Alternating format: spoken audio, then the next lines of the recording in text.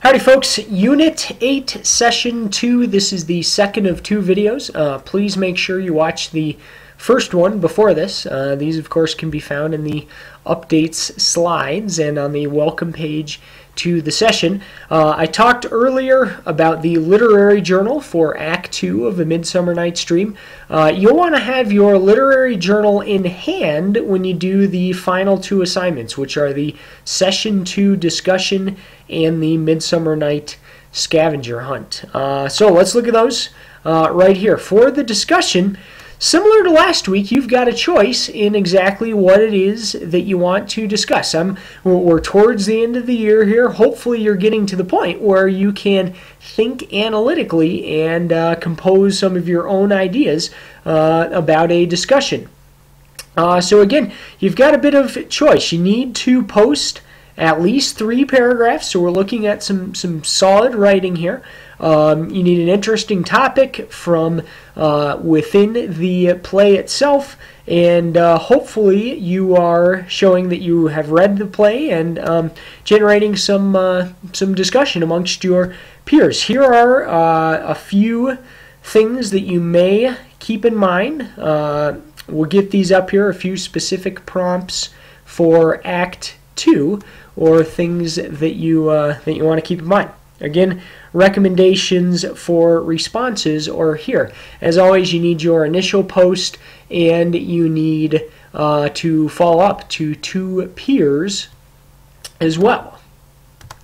All right, Scavenger Hunt. Probably the most challenging assignment of the week, but it's fairly straightforward. And here's where I want you to, you need to be thinking about this before you start reading so you can look out for these elements. The goal of this assignment is to start looking specifically at some of the writing techniques and strategies used by Shakespeare. Your goal is to find examples of those literary techniques. So what you need to do is find an example of each of these literary devices from Act 1 or Act 2. So you can look back to Act 1, or you can get these from Act 2, and you need to submit at least one of each of them.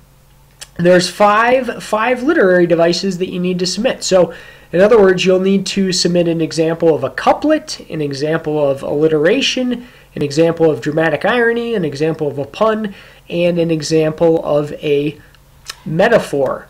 For each of those examples, you need to include an internal reference.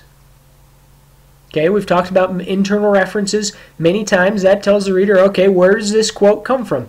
When we're talking about Shakespeare, an internal reference is act.scene.line. Here's an example of what it would look like. Act 2, Scene 1, lines 212 to 214. That's the internal reference that you need. So exactly what are these things? Well, a couplet is simply a pair of rhyming lines. If you want to learn more about couplets, hit this link. You'll get to the definition and some examples of it. Alliteration is the repetition of consonants. So if we look at examples, something like winds whipping wildly. Okay, this should be fairly easy to find, I think, within the language. Dramatic irony.